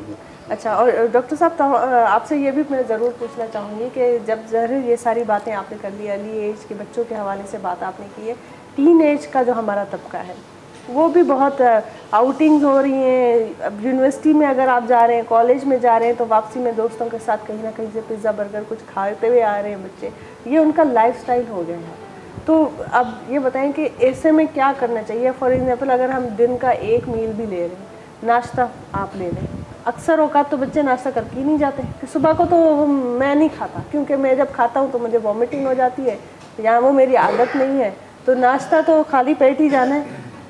इसका जिम्मेदार कौन है? नहीं तो अब वो था घूम फिर के बात वहीं पे आ जाती है, लेकिन फिर क्या किया गया, क्या किया तरबियत। जाए? देखो एक चीज़ याद रखो, एक चीज़ होती तालीम, एक चीज़ होती तरबियत। हमारे पहले दौर में तरबियत, स्कूल में तरबियत भी होती थी, हाउ टू बिहेव, कैसे अखलाक से बात करना है, कैसे किससे करना है, बच्चों ये सब तरबियत होती है। हमारा इस्लाम जो है ना वो कंप्लीट सिस्टम है, तरबियत देता है हमारे बच्चों के अंदर निगेटिव फोर्सेस। देखो एक चीज़ याद रखो, तुम्हारा दिमाग जो है ना is a simply hard disk of computer, जो डाटा आप डालेंगे वो फीड हो रहा। ठीक है, लेकिन सॉफ्टवेयर क्या है, जो प्रोग्रामिंग आपने डाला उसी हिसाब से चलेगा, दूसरे से नहीं चलेगा। विंडो पर दिया तो विंडो पर, एक्सेल पर दिया एक्सेल काम करेगा। आप इसको प्रोग्रामिंग क्या कर रहे हैं? अगर फ़र्ज़ करो प्रोग्रामिंग में वायरस आ गया, क्या हो गया? सारा सिस्टम डिस्टर्ब हो गया। तो व्हाट इज़ वायरस? हमारी निगेटिव थॉट्स। आजकल एक और भी वायरस बड़ा कराची में चल रहा है ना, हीट वेव्स की वजह से। तो थोड़ा उस हवाले से भी तो हमें बताए ना कि क्या किया जाए कि भाई बच्चे बड़े सब जो इस चीज़ से महफूज हो सके, खुराक के जरिए कैसे? देखो खुराक में एक जो चीज़ें हैं, मैं एक बात बताऊँ, ये बॉडी का नेचुरल मैकेनिज्म होता है जो करे। सबसे इम्पॉर्टेंट चीज़ जो होता है ना वो होता है आपका दिमाग। बॉडी के ऑल पार्ट प्रिजर्व हो जाते हैं, लेकिन दिमाग एक, जैसे बुखार में आपने सुनोगे ज़्यादा बुखार आता है तो ब्रेन डैमेज हो जाता है। समझ 37-38 हो जाए, ये 37 पर 40-41 पर गया, यानी 104 और 5 पर 5 से ऊपर गया तो ब्रेन डैमेज होने के चांसेस हो जाते हैं। तो क्या है कि आप इसको प्रोटेक्ट करें, कैपिंग करें, ब्लैक कैप नहीं पहने, कोई ऐसे पहने वाइट वगैरह, रिफ्लेक्ट लाइट कलर्स पे। यस, क्योंकि डार्क कलर एब्जॉर्ब करता है और लाइट कलर रिफ्लेक्ट करता है। ओके, समझ रहे ना, ये इंपॉर्टेंट चीज़ें आप वो करें। प्याज वगैरह कुछ लोग देखते हैं कि उससे खाने से बहुत होता है, इट्स रियलिटी, साइंटिफिकली प्रूफ किया है। तुकमलंगा है, तुकमलंगा है, ये सब चीज़ें आपको सूदरिंग इफेक्ट देती हैं अंदर बॉडी में। और पानी वगैरह का, पानी ज़्यादा से ज़्यादा इस्तेमाल करें। अच्छा, पानी का डिहाइड्रेशन बहुत बड़ी बात है। सही, ठीक, बहुत अच्छी बात है। और आप जो बता रही थी डॉक्टर साहब, आप पे भी आएंगे ज़रूर, क्योंकि हमें खुराक चाहिए होती है और हमें लाइक बातें तो सबको पता है, लेकिन एट दी एंड वो पता नहीं होता कि किस टाइम पे क्या चीज़ लेनी चाहिए। तो इस पर और ज़रूर बात करेंगे। ऐं नाज़रीन, साही जो वक़्तु थियो, साही वठूं था, साही खां पोइ वरी ॻाल्हियुनि जे सिलसिले खे अॻिते वधाइबो। ॾिसंदा रहो सलाम सिंध। सलाम सिंध, सलाम सिंध, सलाम सिंध, सलाम सिंध, सलाम सिंध, सलाम सिंध। वेलकम बैक नाज़रीन। ब्रेक खां पोइ हाज़िर आहियूं ऐं ज़बरदस्त कचहरी हले थी पई। डॉक्टर सलवत ॾाढी सुठी ॻाल्हि पई करे ब्रेक खां अॻु में, पर ब्रेक जो टाइम अची वियो, इन करे मां चाहींदसि तो वहाँ कंटिन्यू कयो। डॉक्टर, आप बता रही थी कि हाइड्रेटिंग रहने के लिए कुछ ख़ास ऐसी खुराकें हैं जिनका अगर आप शुमार कर दें अपने डेली रूटीन में तो इंसान हाइड्रेटेड रह सकता है, सेहत उसकी अच्छी रह सकती है। आप प्लीज़ बताएं मुझे। देखिए, 3 तरीके हैं। एक तो बच्चों के लिए, छोटे बच्चों के लिए, क्योंकि शहद बहुत ज़रूरी है, छोटे बच्चों के लिए बहुत ज़रूरी है शहद, तुकमलंगा और पानी हो या दूध। तुकमलंगा बच्चों के लिए भी बहुत ज़रूरी, क्योंकि उनको ना गर्मी हो जाती है, जब बाहर निकलेंगे धूप में होंगे, स्ट्रोक होने से बेहतर है कि आप तुकमलंगा तो हर एक के लिए बेहतरीन है। तुकमलंगा चिया सीड्स हैं। हाँ, चिया सीड्स। नहीं, chia seed is something different. Okay, chia seed इसको तो तुकमलंगा ये सीसम सीड कहलाता है। ओके, ठीक है। ये आपकी अलग चीज़ है, वो अलग चीज़ है। लेकिन यहाँ पे इसको तुकमलंगा, इसी को तुकमलंगा कहते हैं, यहाँ पे यही सारी वो जो चिया सीड है something little bit different. Okay, दो होते हैं, एक बिल्कुल बारीक सा होता है, एक जरा सा लंबा होता है। ठीक है। तुकमलंगा के दो, जो डॉक्टर साहब दूसरा नाम तो देना है, कौन सा लेना चाहिए, लंबे वाला या दोनों ही चीज़ें तुकमलंगा ही कहलाता है, लेकिन चिया सीड जो बोल रही है वो एक अलग चीज़। ये लैटिन अमेरिका वगैरह में होता है, यहाँ तो मतलब चिया सीड नहीं लेनी चाहिए। चिया सीड अलग चीज़ है, प्रोटीन है इसके अंदर, हाई प्रोटीन वगैरह करके वो कर रहे हैं, लेकिन इसकी प्रोफाइल अलग है। आप बस इसको तुकमलंगा ही बोलें। ठीक है ना, बैसल सीड बोलते हैं या जो भी हो, Basil seed ठीक है। कहते हैं, तो basically। इस तरह करके आप Chia अगर ये चीज़ इस्तेमाल करेंगे, और अगर आप बहुत कमज़ोर हैं या खून की नालियाँ आपकी थोड़ी ख़राब है, तो आप थोड़ा सा ज़ाफ़रान रात को दूध में डाल के, थोड़ा सा, बिल्कुल ज़रा सा, 2-3 उसकी वो डाल के रात को छोड़ दें, और सुबह उसमें आधी चमची तुखमलंगा डाल दें और 3 बादाम ठीक है। थोड़ी देर पहले। आप यकीन करें कि ये इतनी बेहतरीन चीज़ है ना, ये जो भी पिएगा वो ठंडा ही रहेगा, उसका मैदा ठंडा तो रहेगा। अच्छा, तो दिन में क्वांटिटी इसकी कितनी होनी चाहिए? मतलब आप एक बार ही ले या लेते रहे, दिन शाम में भी ले लिया, दोपहर में भी ले लिया? कोई मसला नहीं, आपने एक पानी में चीज डाल को दिया। हार्ड एंड फास्ट रूल नहीं बना है। हाँ, ओके। थोड़ा थोड़ा ले सकते चीज़ें हैं। दूसरी चीज़ें डिहाइड्रेट वाटर लेमन वगैरह वो ये सब चीज़ें होती, इस तरह की चीज़ें लेते ना। आप एक और काम कर सकते हैं कि आप इसको ना दही में भी डाल सकते हैं, तुखमलंगे को दही में डाल लें और उसके साथ शहद डाल लें, तो फिर तो ये एक्टिव करता है ब्रेन को फौरन। अरे वाह, आप जबरदस्त। भूलने की जो अच्छा, आपकी ये चीज़ आदत दही है, में तुखमलंगा और शहद या नाश्ते में ले सकते हैं? बिल्कुल नाश्ते में ले लें, आप कुछ ना खाएं, आप सिर्फ वो लस्सी में घोलें उसे और पी लें। आप यकीन करें ना, आपको इतने एनर्जेटिक आप रहेंगे, पाँव के तलवे जलते हैं लोगों के, वो इससे सही हो जाते हैं। अच्छा, जबरदस्त। और उसके साथ जो है ना, आपकी बहुत सर में दर्द नहीं होता है, मिग्रेन नहीं होता है सही, इससे। सही। ये जो चीज़ें हैं। और एक और बात बता दूं शुगर वालों के लिए प्लीज़, बहुत ही बेहतरीन चीज़ है। आज मैं सिन टीवी के तवज्जुह से ये चीज़ बता रही हूँ, दुनिया में कहीं नहीं है। अगर आपने ये कर लिया तो आप समझ लें कि हर शुगर की बीमारी से 1 महीने में अगर रिजल्ट ना आए तो मुझे आप वाकई में लिख दें कि ये झूठ बोल रही हैं। बिल्कुल। अच्छा जी, बताइए। तो आप देखें, आपने ले लिए 3 करेले ले लिए, हरे हरे से अच्छे, पूरे बीज समेत, छिलका समेत, उनको आपने बिल्कुल बारीक बारीक काट लिया, जैसे हम लोग आलू की कतरियाँ काटते हैं ना, ओके, आलू या खीरा जैसे काटा जाता है बिल्कुल, वैसे। हाँ बिल्कुल वैसे काट लिया। और उसके साथ आपने लौकी के छिलके लिए, और लौकी के छिलके, आधा किलो लौकी के छिलके लेके लौकी उसके खुद नहीं? छिलकों को बिल्कुल काट लें बारीक बारीक, खाली बिल्कुल। छिलका? हाँ, खाली छिलका। और फिर तेल में जीरा डालें, और सरसों का तेल हो तो बेहतरीन है, ठीक है। उसे डाल के और फिर उसके बाद इन्हें डाल दें, और जैसे वो हम लोग पकोड़े तलते हैं ना, ओके, हाँ। सेम वो वाली चीज़ हो जाएगी। जैसे आप तेल में डालेंगे उसको, और कुटी हुई मिर्च डाल दें, नमक डाल दें, और कुछ नहीं, हल्दी डाल सकते हैं, ठीक है। और फिर डाल के आप रख दें चूल्हे पे हल्की आंच पे, और कोई पानी का कतरा ना डालें, पानी बिल्कुल नहीं डलेगा सिर्फ इसमें। तेल में इन चीज़ों सिर्फ को तेल में, फ्राई जैसे करें? हम फ्राई करते हैं ना, ठीक जैसे है। चिप्स वगैरह हो बन गए, जाते फ्राई हो गए हैं, फिर? सेम वैसे ही हो जाएगा वो। जब वो हो जाए तो उसके बाद उसको उतार के बॉटल में भर के रखने, बहुत सारे, तेल अलग करना, और प्याज अलग से भून लें, और फिर प्याज भी उसमें मिक्स कर लें, अलग से भूनना है प्याज, अलग से भून के मिक्स कर लें, और फिर वो आप रोज़ाना लेमन डाल के खाएंगे तो आपकी शुगर 1 महीने में आपको ऐसा रिजल्ट मिलेगा, और बेहतरीन आपको तो वो न्यूट्रिशन खीरे की मिलेगा। कड़वाहट क्या खत्म हो जाएगी? बिल्कुल नहीं होगी, आप देखिए ना, आप देखेंगे तो आपको पता चलेगा। लेकिन उसके साथ एक चीज़ और ज़रूर ऐड करें। जी, ये नहीं कि बद एहतियाती करें, हाँ, चीनी मजे बहुत का खा होता है। रहे हैं, ये खा रहे हैं, वो खा रहे हैं, ये चीज़ें नहीं होनी। सही। प्रिवेंटिव मेजर के और साथ टाइम बता दूं खाने का, 2 टाइम है खाने के, सारी ज़िंदगी यही किया है मैंने, ठीक है। उसमें क्या है कि 6 बजे रात का खाना, 6-7 बजे रात का खाना, और सुबह का नाश्ता 9 बजे से पहले, ये 2 चीज़ें प्रॉपर खाएं। और अगर आपको बहुत शंटिंग है, काम है, तो दोपहर का खाना खाएं मजदूरों की तरह। लेकिन अगर नहीं है तो दोपहर का खाना अवॉइड करके, डॉक्टर साहब जैसे कह रहे हैं ना कि वो फल खाएं, फल खा लें, आप कोई भी फल खाते रहें, बस तो मील आपको जो है ना वो 2 टाइम ले लें। आप Yes, लीन मसल्स आपके बनना शुरू हो जाएंगे विदाउट एनी एफर्ट्स, कुछ भी नहीं करें आप, ये अरे आपको वाह। करना शुरू करें, चाहे आप कितनी भी उम्र के हैं, आपके मसल बनना शुरू हो जाएंगे। अरे वाह, ज़बरदस्त, ये तो बहुत अच्छी बात है, क्योंकि 2 टाइम खाएं, फिर वो आप बेशक अच्छा हेल्दी मील ले लें। हाँ, नहीं, उसमें तो कोई वो नहीं है ना, उसमें कुछ नहीं है, कि उसमें भी आप डाइट कर रहे हैं। नहीं, डाइट को देखो, डाइट को क्या समझती है हम। मैंने एक बात बताया, 2 चीज़ें याद रखो, खुराक और ग़िज़ाइयत, फ़र्क होता है।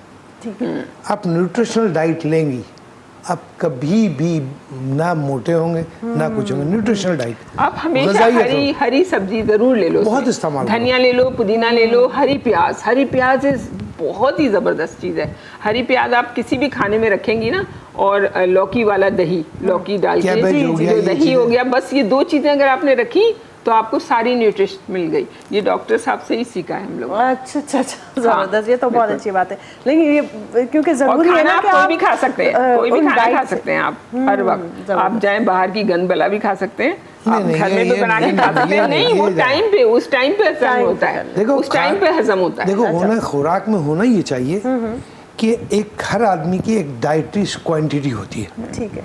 उस जब तक वो क्वांटिटी नहीं लेगा उसको पेट मरने वाला भूखा है, उसका एक सब्स्टिट्यूट है।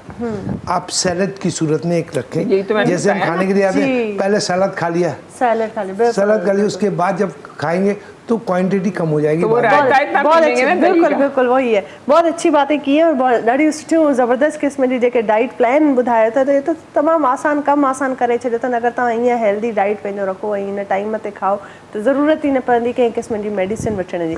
डॉक्टर साहब जी तरफ़ अचूं था, इम्तियाज़ साहब जी तरफ़ अचूं था, छो त डॉक्टर ॿई थी विया आहिनि हाणे। सर मां तव्हांखे बि डॉक्टर ठाहे छॾियो आहे, बिना महिनत जे तव्हां डॉक्टर थी विया त तव्हां सर ॿुधायो त जेके तव्हां अॻु में ॿुधायो त ज़ाहिर आहे तव्हां सिलाई मशीन बि ॾींदा आहियो ऐं उन्हनि खे पोइ सपोर्ट कंदा आहियो ॾाढो। तव्हां वटि ज़ाहिर आहे जॾहिं ॿार आहिनि ऐं तव्हां डिसेबल्ड ॿारनि खे था ॾिसो त हिकिड़ी टीम हूंदी न जेके डॉक्टर्स उन्हनि खे मॉनिटर कंदा हूंदा, त उहो त मंथली चेकअप थींदो आहे या तव्हांजे ऑर्गेनाइज़र जा पंहिंजा तव्हां वटि डॉक्टर्स आहिनि, मेडिकल हेल्थ वाइज़ उन्हनि खे तव्हां कहिड़ियूं शयूं प्रोवाइड कयो था? असां वटि पंहिंजा डॉक्टर पैनल ते हूंदा आहिनि अच्छा, इन्हनि ॿारनि लाइ। पोइ जॾहिं बि इसमें वीकली वग़ैरह जो कोई बि न हूंदो आहे, जॾहिं बि असांखे ज़रूरत पवंदी आहे हिन ॿार में हीअ जेको आहे सो हाणे सिहत में थोरी माना बहितरी न आहे, उन महिल असां उनखे चेकअप कराईंदा आहियूं। अच्छा, बाक़ी जेके बिल्कुलु हाइपर ॿार हूंदा आहिनि उन लाइ असां जो ॿाहिरां डॉक्टर ईंदा आहिनि, ठीकु त आहे। उहो मंथली हूंदो आहे, मंथली ॿिए महीने में उन्हनि खे असां चेकअप कराईंदा ऐं उन्हनि ॿारनि जी एक्टिविटीअ जे लाइ ॿियूं एक्स्ट्रा करिकुलर एक्टिविटीज़ या ॿिया सभु तव्हां छा कंदा आहियो? उनजी एक्टिव रहनि। जी उनजी एक्टिविटीज़ लाइ असांजा वीकली आउटडोर उन्हनि ॿारनि खे वठी वेंदा आहियूं अहिड़ियुनि जॻहियुनि ते जिते आम पब्लिक वञे, त उते उन्हनि खे एक्टिविटीज़ कराए वेंदा आहियूं। उन्हनि खे गेम्स जे थ्रू ठीकु ठीकु ठीकु मुख़्तलिफ़ एक्टिविटीज़ हूंदी आहिनि, जेको आहे सो उन्हनि खे हिकिड़ो जेको आहे सो मिटीअ जो बर्तन आहे, उन ते उन तव्हां पेंट कयो, पेंटिंग कयो, त इहे ॿार पेंटिंग बि सुठी कंदा आहिनि। इहा बि एक्टिविटीज़ में अभी जीअं इहे बकरा ईद आई, त अहिड़ा ॿार बि आहिनि जेके ख़ुदि टिका बूथी ठाहींदा आहिनि। अच्छा जी। अरे वाह ज़बरदस्त। उन्हनि खे मतलब एॾी तव्हां उन्हनि ट्रेनिंग खे कुकिंग में बि इन्वॉल्व था कुकिंग में बि कयो, इन्वॉल्व कंदा आहियूं, एक्टिविटीज़ हा में बि। बिल्कुलु बिल्कुलु सही सही। ऐं ॿी तव्हांखे मां इहा ॻाल्हि मज़े जी ॿुधायां त जेके हिननि ॿारनि जो ज़हन हूंदो आहे, असांखां माशाल्लाह वधीक ज़हन आहे। वाह ज़बरदस्त। असां पंहिंजे असां चवंदा असां न, हू बि असांखां वधीक अलाह ताला उन्हनि में इहा वधीक जेको आहे सो ख़ासियत ॾींदो आहे, त कीअं हू पंहिंजी जेको आहे सो वधीक उन्हनि में ज़हन हूंदो आहे। माना उहा ई ॻाल्हि आहे, कुदरत जो निज़ाम आहे। अगरि कंहिं शइ जी कमी आहे त वरी उनखे ओवरकम करण जे लाइ वरी कंहिं ॿिए शइ जी उन्हनि खे ब्लेस्ड हो ज़ाहिर आहे कंदो आहे अलाह साईं बि उन्हनि इहो खे। असांजो तजुर्बो आहे। जीअं डॉक्टर साहब ॻाल्हायो, इहे शयूं जेको आहे सो लौकी जो रायतो ब्लड प्रेशर लाइ तमामु बेस्ट आहे। सही। ऐं फ्रूट जेको आहे फ्रूट जीनियन आहे, ठीकु आहे, फ्रूट में का मिलावट न आहे। बाक़ी जेको खीर वग़ैरह थी वियो, इन सभिनी शइ में मिलावट आहे।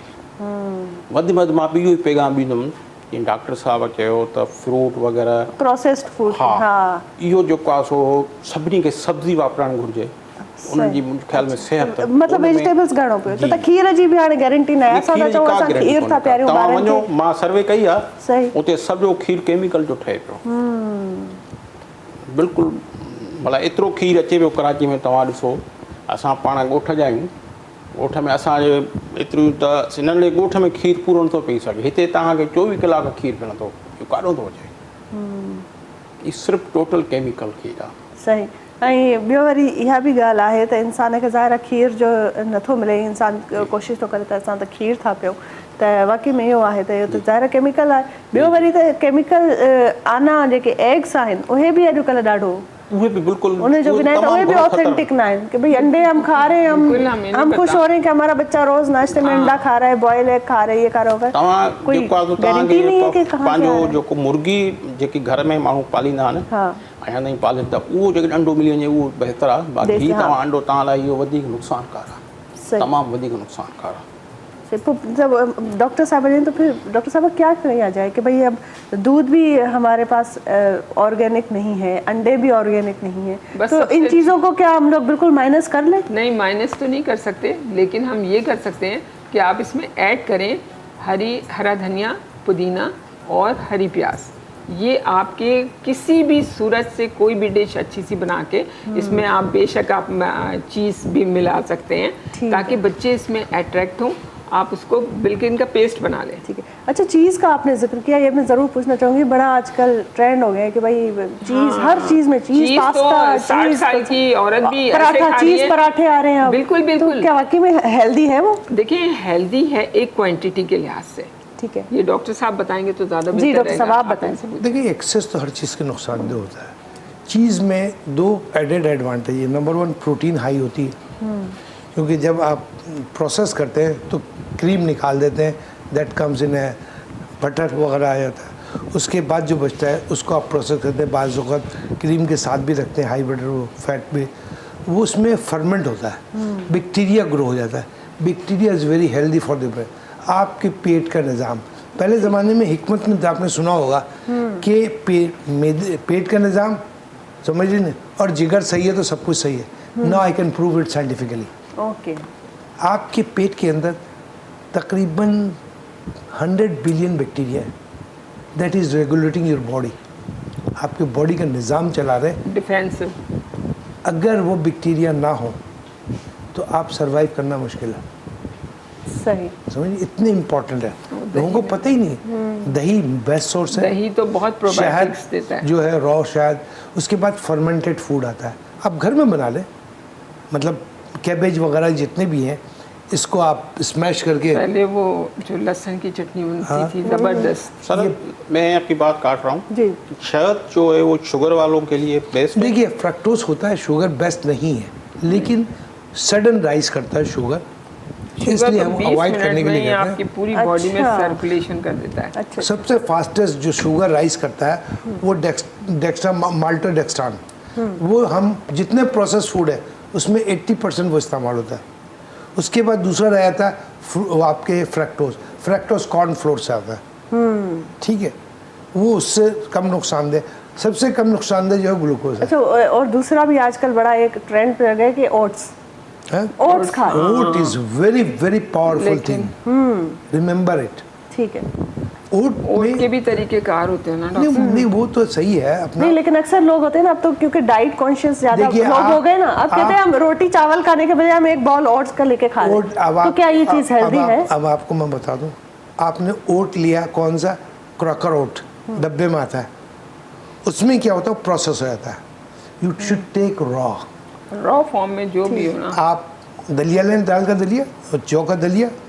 जौ के दलिए में इतनी पावर है कि बेहतरीन आपको चीज़ अंदर, हम अपने घर में जौ का दलिया, कोका और ये अब पाउडर रोज खा रहे हैं तो सही है। बहुत अच्छा है, बहुत आपको अच्छा है। मैं एक बात बता दूं, जो जी। बात हो रही है तो मैं बता, क्योंकि ये टॉपिक इतना लंबा है कि जी जी, बिल्कुल बिल्कुल। हमारे बॉडी में जो मैक्सिमम आजकल, पहले आपने सुना होगा कि विटामिन डी की कमी, आज से 12 साल पहले मैंने टीवी प्रोग्राम में कहा था, जब मेरे डॉक्टर दोस्त वगैरह प्रोफेसर, उन्होंने मेरा बड़ा मजाक उड़ाया था कि नया सोशल छोड़ दिया। आज हर कोई विटामिन डी का कर रहा है, डी के बगैर नहीं रह रहा। ठीक है। इसी तरीके से मैं आज एक चीज़ बोल गया, और देखिएगा, मैग्नीशियम एक चीज़ होती है, मिनरल्स होते हैं हमारे बॉडी के अंदर। मैग्नीशियम की कमी की बहुत मेजर वजह डिप्रेशन, अच्छा। मसल पेन, टांगों में दर्द, ये just all because of magnesium deficiency. Magnesium Aapke body में 400 जगह पर तो काम कैसे करता ओवरकम किया जाए इसको? है। ओट इज द बेस्ट सोर्स। ओट और केले, ड्राई फ्रूट इसमें होता है, बहुत ज़्यादा होता है। ठीक है। मैग्नीशियम जो है ना, आपके डिप्रेशन को रूल ख़त्म करता है, एक आपके अखरोट एंग्जाइटी को दूर करता है। एक जी, जी। अखरोट, सिर्फ एक अखरोट, अच्छा। बहुत फायदा है। तो ओट मील आप लें, मैग्नीशियम 420 मिलीग्राम एडल्ट डोज है और 360 के करीब फीमेल को, वो आपको 2 चमचा ओट में मिल जाता है, और सॉरी ओट में मिल जाता है। अब वो रेगुलर खाए नाश्ते में। अच्छा, मैं जबरदस्त। बेहतरीन रेसिपी बता देता हूँ। एक ओट लें, 2 चमचा बड़ा वाला, पानी में डालें या दूध में डाल के बनाएं, और 1 चमची कोका पाउडर। ठीक है। अब ये ले करके बनाएं, उसके बाद एजिंग का काम करेगा। उसके शहद में डाल दें, अरे वाह। अनबिलीवेबल। अच्छा, इनको पकाना नहीं होता? पकाओ ना, मतलब उसमें बॉईल करना होता? हाँ, हाँ। ठीक है।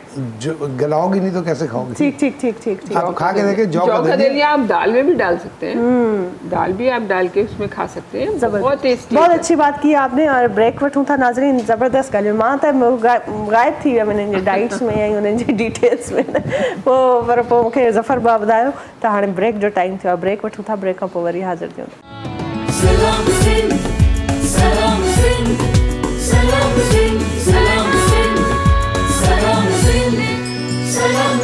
वेलकम बैक नाज़रीन। ब्रेक खां पोइ हाज़िर आहियूं ऐं बहितरीनु असांजे अॼु प्रोग्राम हुयो ऐं ॾाढी इंफॉर्मेशन कचहरी इंफॉर्मेटिव कचहरी असां कईसीं ऐं सिहत हेल्थ ऐं डाइट जे हवाले सां जेके ॻाल्हियूं कयूंसीं ऐं इम्तियाज़ साहब वरी जेके पंहिंजे सोशली जेको कमु कनि था पिया उन जे हवाले सां जॾहिं उन्हनि असांखे डिटेल्स ॿुधायूं त कीअं थो कमु कजे ऐं कीअं इन जो ऑर्गेनाइज़ेशन ऐं केॾो सुठो कमु था कनि पिया त ॾाढो सुठो लॻंदो आहे अहिड़नि माण्हुनि खे ॾिसी जे असांजा सिंधी माण्हू जेके एॾो इंसानियत जे वेझो आहिनि ऐं इंसान सां हमदर्दी रखनि था ऐं बहितरीनु प्रोग्राम हुयो ऐं ॾाढी सुठी कचहरी कईसीं पर छा आहे त प्रोग्राम पंहिंजी पुॼाणी ते अचे पुॻो आहे ऐं हाणे थैंक यू कंदसि वरी हिकु दफ़ो ॿीहर मां चाहींदसि त पंहिंजनि गेस्ट खे मां थोराईती आहियां त साईं तव्हां बि आयो ऐं बहितर पंहिंजूं तव्हां काविशूं ॿुधायूं डिस्कशन कयूं असांखे काफ़ी माण्हुनि खे जेको आहे सो ख़बर पइजी वई त तव्हांजी ऑर्गेनाइज़ेशन आहे कॾहिं खां कमु थी करे पई पर ॾाढो सुठो ॾाढी ख़ुशी थी मूंखे अॼु जे महिमाननि सां गुफ्तगू करे।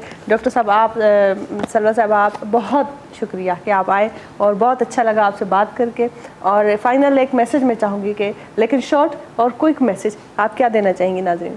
मैं सबसे पहले ये दूँ बच्चों के कद जो छोटे हो जाते हैं ना वो चीज़ खाएं। वो जितनी भी चीज़ खाएंगे उनका कद बढ़ जाएगा, बस कुछ हो ना हो उनका कद बढ़ेगा। अच्छा। और दूसरा ये कि रायता, दही का रायता जो है ना वो दोपहर के लिए और सुबह के लिए दोनों डिफरेंट बता रही हूँ मैं आपको।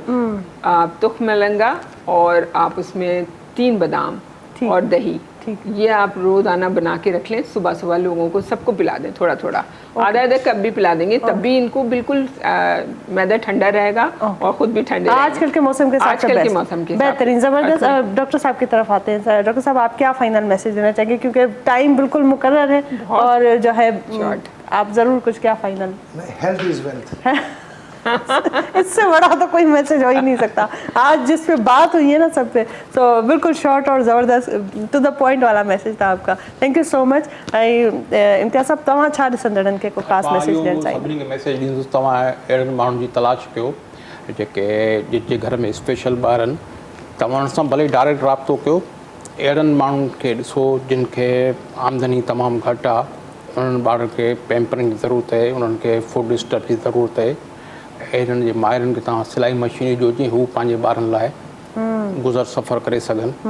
ठीकु आहे त हीअ जंहिंजे घर में बि स्पेशल ॿार हूंदा आहिनि इहे रहमत हूंदा आहिनि, इन्हनि सां प्यारु कयो ऐं असां बि अहिड़नि ॿारनि सां बेहदि प्यारु कंदा आहियूं।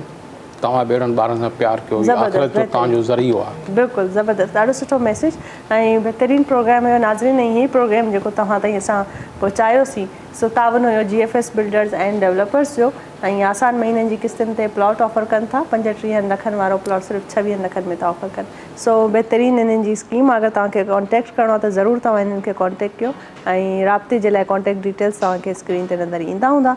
उन सां गॾोगॾु असांजे प्रोग्राम खे जंहिं ताउन कयो सो कर्शे जामी शीरी कयो। कर्शे जामी शीरी वारनि जो चवणु आहे त 100% ख़ालिस अर्कनि सां गुलाब ऐं संदल जे अर्कनि सां तयारु शुदा इहो शरबत आहे ऐं इन जो ॾाढो रिफ्रेशिंग ऐं लाइट रिफ्रेशिंग हिकिड़ो अहसासु हूंदो आहे इन जो ऐं गर्मियुनि में बहितरीनु दोस्त आहे तव्हांजो। तव्हां कर्शे जामी शीरी ज़रूरु पियो ऐं ऑर्गेनिक ऐं नेचुरल इन्हनि जे अर्कनि सां तयारु कयल शरबत आहे सो तव्हांजी सिहत जे लाइ बि ॾाढो सुठो आहे। सो हीअ जेको असांजो प्रोग्राम हुयो तव्हां ताईं असां पहुचायोसीं ऐं बहितरीनु तव्हांजी जेका कचहरी असांजे महिमाननि जी हुई ऐं असां कईसीं। सो उमेदु कयां थी त इंफॉर्मेटिव तव्हांजे लाइ रही हूंदी ऐं सुभाणे वरी इनशाला सुठनि बहितरीनु ॿियनि महिमाननि सां गॾु हाज़िर थींदासीं, कंदासीं बहितरीनु कचहरी। वेंदे वेंदे बादल राई साहिब जो कलाम आहे उहो ॿुधंदासीं ऐं पोइ तेसि ताईं तव्हां खां इजाज़त वठंदासीं। पंहिंजो रखिजो खोड़ सारो ख़्यालु ऐं मूंखे रखिजो दुआउनि में यादि। अला वरी कुर्ब ॾियो कुर्ब वठो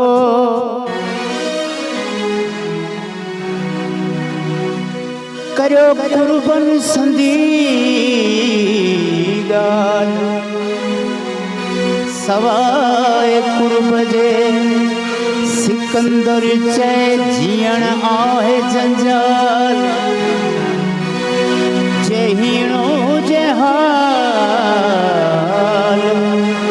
तब करियो ॻाल्हियूं कुर्ब जूं। साईं इम्तियाज़ साहब जेको करे पियो माण्हुनि जी उन सिलसिले में ॻाल्हि यादि अची वई। ज़बरदस्त।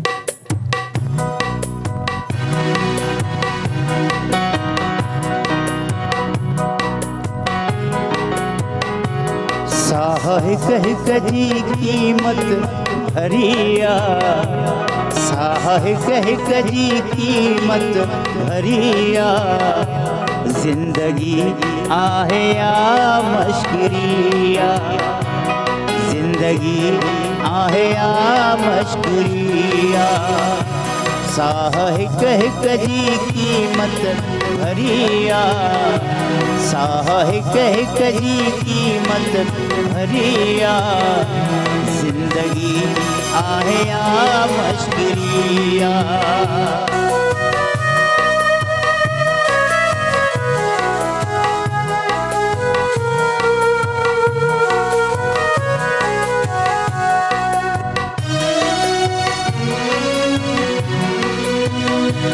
हाल उन बार खां छा पुछो था हाल उन बार खां छा पुछो था हाल उन बार खां छा पुछो था जंहिंखे माओ ॼणे वई मरिया जंहिंखे माओ ॼणे वई मरिया ज़िंदगी आहे या मश्किरिया ज़िंदगी आहे या मश्किरिया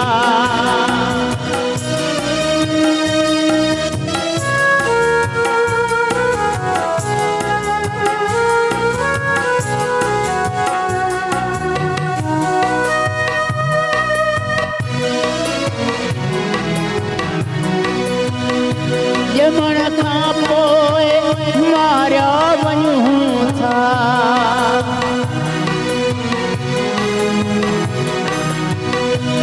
ॼमण खां पोइ मारिया वञूं था ॼमण खां पोइ मारिया वञूं था मरण खां पोइ पुछाणो वरिया मरण खां पोइ पुछाणो वरिया ज़िंदगी आहे या मश्किरिया ओ ज़िंदगी आहे या मश्किरिया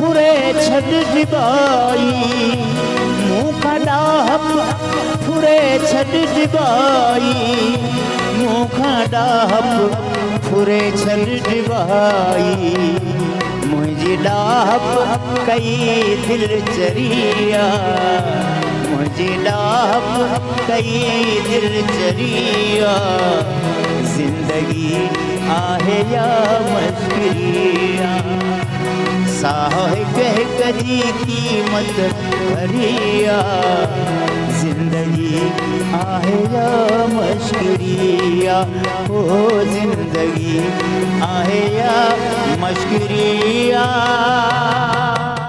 मॉर्निंग शो सलाम सिंध जा तमाम एपिसोड्स ॾिसो हाणे HD क्वालिटीअ में विज़िट करियो असांजो YouTube channel Sindh TV HD